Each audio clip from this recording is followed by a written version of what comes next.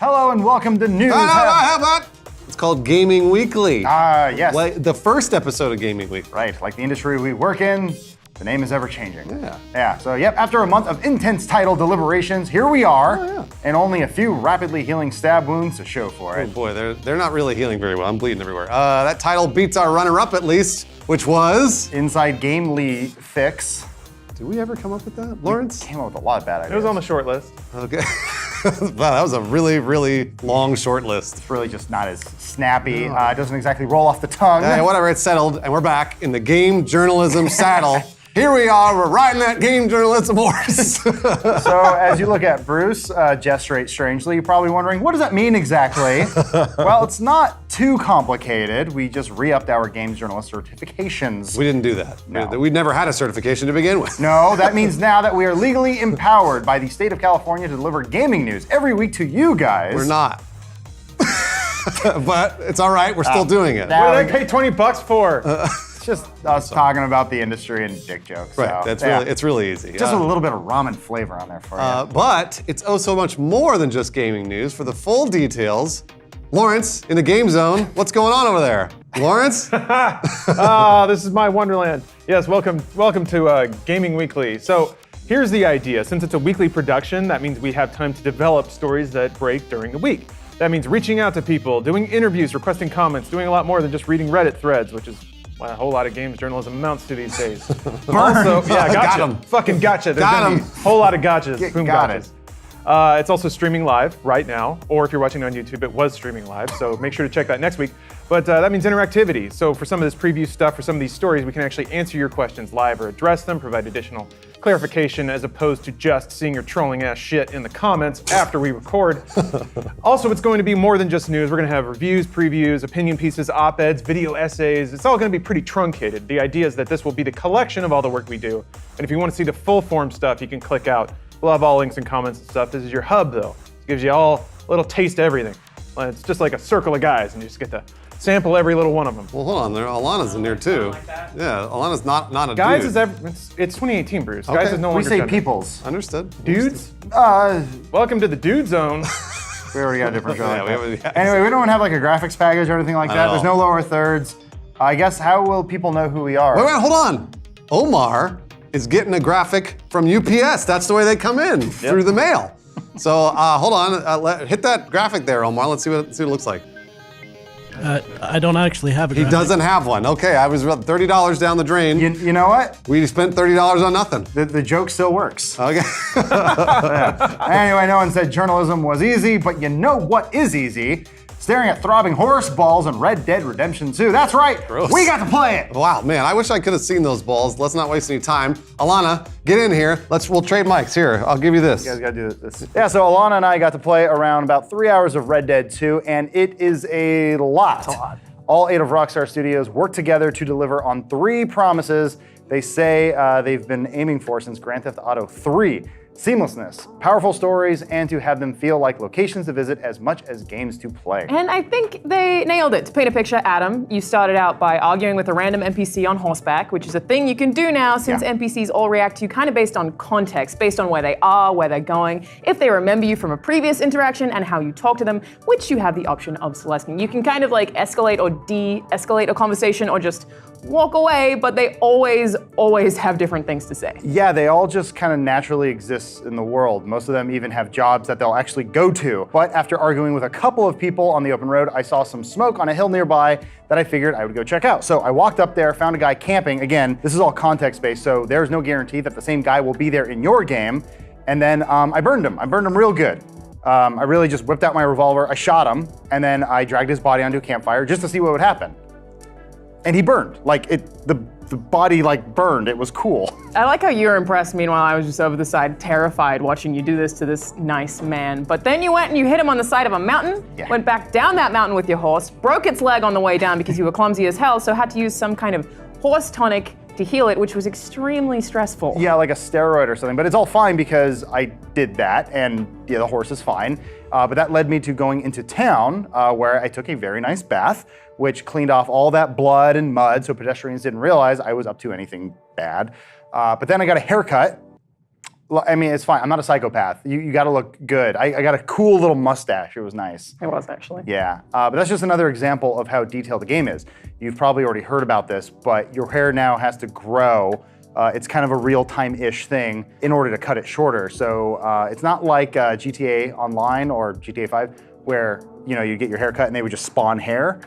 You now have to actually wait for it to grow out before you can do anything to it. Yeah, you can take a tonic that makes your hair grow faster though, plus tonics for hiding your scent from animals when you're hunting, and a bunch of other canned goods. You can get all of that at a general store where most of the items are actually individually rendered, which we kind of freaked out about. It was a little, yeah. You can just pick stuff up and look at it and then put it back down, but everything individually. I guess the last gen version of that is GTA, where you go into a store, you see all the clothes there, everything's there, but you don't interact with the individual items. Whereas in this game, if there's a can of food or a tonic you want to buy, you actually go up and you pick it up in LA Noire style. You move it around and you can look at all the detail that's there. It's insane. It's wild. It's crazy. Anyway, let's take a step back for a second here. We went from an area in the wilderness, talking to strangers, riding by, checking out campfires, and horse riding, all the way down to picking up a single can of fruit inside of a general store in a town, where each NPC has a role and different dialogue.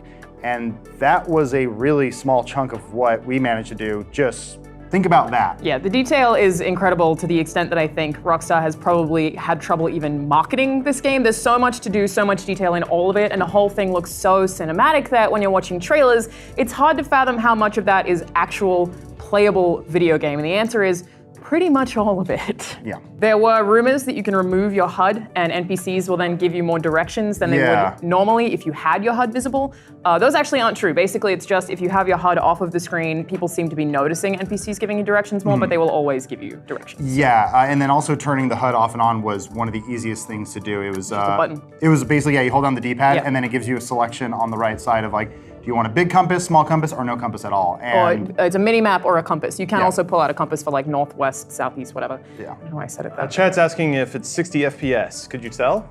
Could not tell. They didn't comment. I didn't ask because it's not really a question I think you really ask when you're playing a earlier build of a game. It did look 4K. I'm pretty sure we were on an 85-inch TV that we're sitting right up next to. But kind of in the same vein of Breath of the Wild, you can't really see the frame rate. It just sort of plays seamlessly. I don't know if it's the same for everyone else, but when I played Breath of the Wild, I was I can't really tell what the frame rate is here just because the animation is so well done. Same with this game, it was just gorgeous. I imagine if and when it comes to PC, you'll get your 60 and unlocked FPS, but for now I'm pretty sure they're gonna lock it around 30. Well, Alana, thank you for getting me in there. It was my birthday and Christmas all rolled into one, where I got to be a psychopath and burn and kill a lot of things. It was exciting, but I am all hyped out. Bruce, jump back in here. There you go.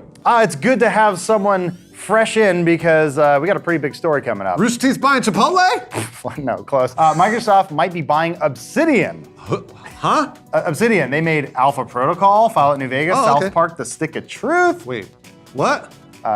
Lawrence, can you explain what's going on here? Oh yeah, Obsidian. They're ex-Black Isle developers. We all know Black Isle. They made some of the best games ever, like Icewind Dale, and Planescape Torment, and Fallout 2. I know that one. of it, Yeah, it's just all the good games. Obsidian's the best. After announcing it this E3, they basically picked up a slew of developers about Undead Labs, who makes State of Decay, Playground Games, who makes Forza Horizon, Compulsion Games, makes We Happy Few, and Ninja Theory made Hellblade and a bunch of other awesome games like Enslaved and DMC Devil May Cry. They bought all those studios. Yeah. Oh yeah. So full transparency, this story isn't really confirmed. A Microsoft spokesperson said, quote, "We do not comment on rumors or speculation." Normal. And an Obsidian spokesperson said, and there's a little flavor on this one, quote, "Unfortunately, we don't comment on rumors or speculation other than to say that Rumors album by Fleetwood Mac still holds up." Cool. Well, yeah, it's the greatest album they've ever made. It was a really good Because album. they were all sleeping with each other. That's why it was Is that good. why?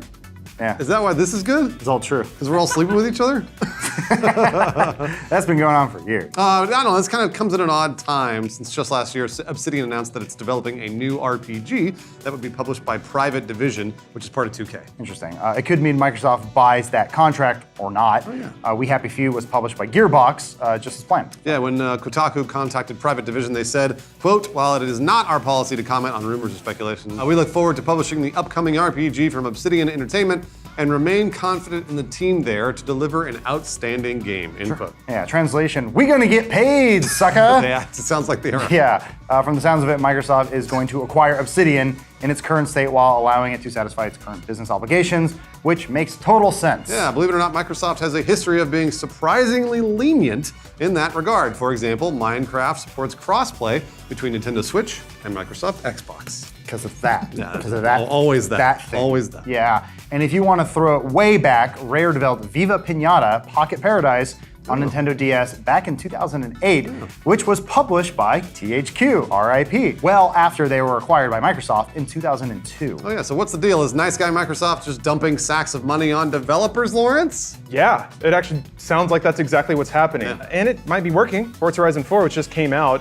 is from the recently acquired Playground Games, is the fastest selling game in the series, with just 2 million players in the first week. Damn. So I got a theory here. We've been talking about like games as service for a long time, Netflix of gaming and all that. Microsoft is doing that right now. They're building that service.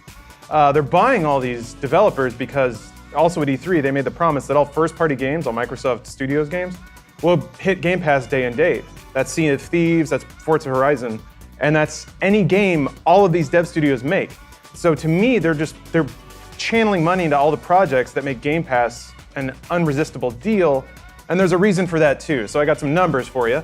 So Microsoft quarterly results from Q4 2018 says that there are 57 million active users on Xbox Live. Yeah. Really rough math, at $10 a month, that's $570 million in the quarter. Compare that to revenues that they get from Forza Horizon. If we take that 2 million players in the first week, just times it by 60, again, very rough math, $120 million in revenue. That doesn't even account for retail cut, which can take a significant portion away from that $60. Also doesn't account for collector's editions, but that's just rough math. So Actually, you're looking at, Lawrence, you're saying 57 million people in the quarter, sorry, yeah. and that's $10 per month, so that's 3 months. You're right. So it should be way more than that. You're absolutely It's right. actually more like 1.5 billion? Yeah. So Yeah. never mind, that blows it even more out of the water. So yeah, if you compare the two, 120 million in revenue for launching a full fucking video game versus 1.5 billion of just passive revenue of people paying for network services, it's pretty easy to see why Microsoft might be chasing that form of income versus releasing box products and expecting people to pay $60 for them each. Just for comparison's sake, PlayStation Plus drove 676 million in Q1 of 2018, which I think was last quarter. Yeah. Financial reporting is weird. Every company's on their own damn cycle. I don't know why that's never been know. standardized. Anyway, I mean, while Microsoft and Sony continue to monetize the users they already have, Nintendo still continues to try to find its own toy in a sandbox that is progressively getting deeper and deeper every day. That's true. Yeah, idiots. But speaking of Sony, they're not taking any of that stuff lying down. No, they are finally going to let you change your PSN ID. This is a story. We're doing this, really? They have Ghost of Tsushima and Last of Us Part 2 on deck. Microsoft's got Crackdown 3, maybe?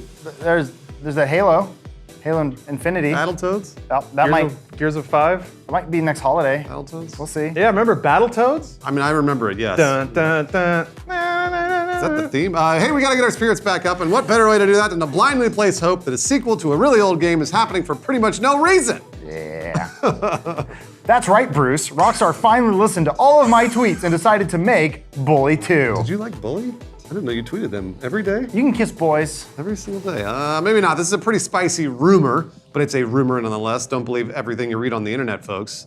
I think I'm going to. I'd like to believe everything. Speaking of believing everything, what is being said on the internet, Halana? So a website called Rockstar Intel said they have reason to believe that casting calls related to Rockstar Games' upcoming title Bully 2 have been released by a casting director who is not disclosing much information about the title of the developer, as is expected. So I did some digging and I found her on Twitter. Her name is Jessica Jeffries. She's a casting director. And the calls do mention the project being an unannounced video game title filming at Pinewood Studios in the UK with a leading UK games developer. And there are some references to schools, like a character who's a professor, another one who's a student, but that's kind of it. Yeah. That kind of sounds like Bully. Sure. Yeah, who knows, are a bully like? Yeah. Is that a thing? Anyways, either way, it sounds like a video game is being made. We're doing it. And it has a school in it. I do not have reason to believe that they have reason to believe this is Bully 2. That could be pretty much anything. Who knows? Yeah, maybe Guerrilla Games is making a going to school simulator, Yondir Simulator? Is it finally making it to the mainstream?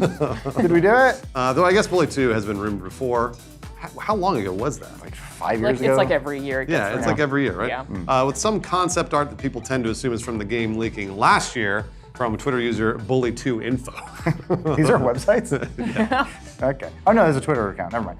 It's also just a pretty underrated game. I'm sure loads of people would be happy to see it again. So it's not like its mere existence is out of the picture. This source just doesn't have a lot of weight. Yeah. Alana, are there any other specifics? There are, and they're ones that kind of lead me to think that it's not Bully 2. So there's need for a 43-year-old male, a 22-year-old female, a 49-year-old male, and they're mostly listed as being likable, smart, isolated, having dealt with depression, like all of this stuff that makes me think it's more of a don't nod game than a Rockstar game. The listing also says of an 11-year-old character, mild violence and profanity will be used in scenes with the young performer. The project itself is a thriller/drama, and all scenes with the young performer will be handled with sensitivity, which, if I'm honest, doesn't really sound like a thing Rockstar would necessarily say. Yeah, you're kind of right. I did reach out to them. Can you guess what they said? They say, what, you want to know? We'll tell you everything. I'm sending the documents over right now. It wasn't that. No, they said they don't comment on rumors. Ah, damn it. Fucking shit. That's a bingo. We could drop a journalism bomb on it. Boom. Jerba bomb? Jerba bomb! Is that what you wrote? Lawrence wrote Jerba. Lawrence wrote that one. Sounds I'm like not- a racial I didn't write that. slur. Or No, a it's drink he made at his cocktail class last night. Oh boy, man, that was some fucking shit. Walk a mile in a man's Tell you all shoes, huh? about it. Oh, boy, what a rough life. Well, now that we just boom gotcha to a rumor, which could still be true, it could. but probably isn't, we figure we would take a second at the end of the show to tell you what we're all about here on, what's the name of the show again? Gaming Weekly. That's right, we're so fucking professional. We have an editorial message. Lawrence, get up here and bore the kids with your heartfelt message. Hey guys, just wanted to let you know what's going on with this show. First of all, the schedule. So if you're watching live, you already know one part of it is that it's going to be live streamed every Thursday morning. That live stream will then basically go in its entirety on roosterteeth.com as video on demand, VOD. That will be viewable by Rooster Teeth First members. The live stream will be viewable by everybody. The reason for that is the live stream will have extended stuff in it. Like we're going to go back to Red Dead 2 and talk more about that. Even this will probably get chopped way down for YouTube. You guys want to know about it. But Friday, it's going to be published on YouTube on our Funhaus channel. That'll be the shorter, compactor version of it for the YouTube audience because, you know, they're a little attention deficit. They like to scramble around. So that's essentially where it goes. I mean, come on, whatever. YouTube people, they already closed the tab. Who gives a shit? Now, about the show itself. Just wanted to tell you guys what we're aiming for here, creatively speaking. So the tone of the coverage is going to be serious about the actual reporting. We're going to get facts right, names right, data right, because that's people's jobs and people's livelihoods, and we respect that. We're not going to take anything else seriously, because this is fucking video games, and it should be fucking fun, and that's what we're going to have. Thank you. Yeah, and what's the goal of our reporting? We just want to entertain, maybe educate a little bit, have some fun, and celebrate games. That's what it's all about. We're just going to have fun here and enjoy games and hopefully get everyone on board with it. Thank you guys for watching. Let us know what you think. Games are about fun. They're also about community. We want everybody involved. So I'll read the comments. It'll kill me, but I'll do it. Are they playing Tetris yet? Oh, they're just Talking. Matt, get up here. Come on, Matt. Matt. Don't make Matt do things. Don't make Moving so Matt slowly. do things. Let's get everybody in here. Come on. Everybody should gather around the Tetris fire. Are we done masturbating yet? A little bit, almost. Here he comes. Hey. Oh, There sorry. it is. The whole team. There's that guy. This week. Yeah, we got 1 week. We're gonna get canceled, so No, we'll be here forever. not renewed. Lawrence, you got to play Hitman 2 I did. recently. What's up with that? So we talked a little bit about it on the podcast, but there's another mode that the embargo just came up on. It's Ghost Mode. So this is competitive multiplayer in Hitman. When I heard about this, I immediately thought, oh, it's like Assassin's Creed, right? You're two 47s. Sort of. It's a different spin. Basically, there's two 47s in one level, but each has their own instance of that level. So if the person you're playing against starts like shooting everyone and alerting everyone, that won't happen in your game. All you'll see is him freaking out and trying to snap necks. So the way the mode works is that in this level of all the single player levels, it'll spawn a target somewhere. You and your competitor have to get to that target and kill them without being seen. And you're racing to do it, basically. Interesting. If you can do it, if you like snap a neck and no one sees you, there's like a little countdown of like whether or not you're detected. If you can snap a neck, like 3 seconds goes by, you get a point. Then the other player is warned. You have 20 seconds to now find this target and kill them, or you move on to the next round. And if you get them, then you get a point too, and you keep it even. So it's like taking the challenge modes, but making you both play them at the same time, basically. Exactly. That's cool. I like that. Yeah, it's neat. It creates a lot of high tension moments and stuff like that. Also, if you kill anyone other than the target, you lose a point. Yeah. So you have to be really clean, you have to be really fast and efficient, and you have to be really aware of everything around you. And there's another mechanic. There's something called ghost coins. So in the normal campaign, you have coins, right? You just throw them, it makes a sound, distracts an NPC. Normally, you cannot influence the other player's game, but if you throw a ghost coin, that lands in the other person's instance, basically. Ooh. So if somebody's sneaking up on your target, you can huck a coin, guards will turn, see that person, and then you can throw them off a little bit. So does that mean you will know where the person is? You see them at all times. Oh, I You see. see the other 47 is like this creepy white ghost 47. Got it. So if you're both converging at the same time, you can just throw a coin on the ground. Guards might turn an alert on them, leaving you an open track. To That's go and really kill the cool. person. Yeah, it was really fun. It's really tense. There were a lot of moments where I thought I was doing great, and then I got a warning, boom, like your competitor has killed the target, and now you have 20 seconds to be like, shit. So you got to like find a disguise, get through an area, snap a neck, try to catch up. And it does go to shit pretty quickly, because once being rushed makes you make mistakes, and then in Hitman, those mistakes pile on. So Yeah. once people are suspicious of you, they're more likely to spot you, and it's just this cool escalation game. It starts off so like tactical and slow, and then before you long start I'm just screwing like, up and you're just like, it's just "Oh, guns damn it." everywhere and piles of bodies. I'm like, fuck. Yeah. So it's fun, and I think that excited plays about into it plays into like the morose comedy of Hitman too, because like I'm a weird little You chicken can man. hit people with fish in that level. It's great. And I think it's cool because this one's not episodic. Obviously, the last one was. I think they changed publisher as well. So Yeah. it's an exciting time for Hitman. Yeah, I there's think. Warner now. Absolutely. And you can play on all the levels, and they have all the levels from Hitman 1 and Hitman 2 as well. So I am excited to try to make content with this, to be honest. I think it's gonna be fun. Get a lot of gameplays out of that. Yeah, there's gonna be a lot of screaming, a lot of neck snapping, a lot of hitting people with fish. Bring it on. Yeah, I'm excited. So thanks for inviting us to the preview. Look forward to Hitman 2. So just as a brief aside, I'm gonna throw this up here. I got to go to a preview event for Hitman 2. I'm gonna put that gameplay footage back here. I'll talk more in depth about it in a minute. Hitman monkey. You get the monkey carries your briefcase when you need things. He pops it open, hands you your silencer and what have Whoever you. suspects the monkey. I like that a lot. Because Hitman's all about like trying to sneak in items and stuff. You got to get them through getting fridge.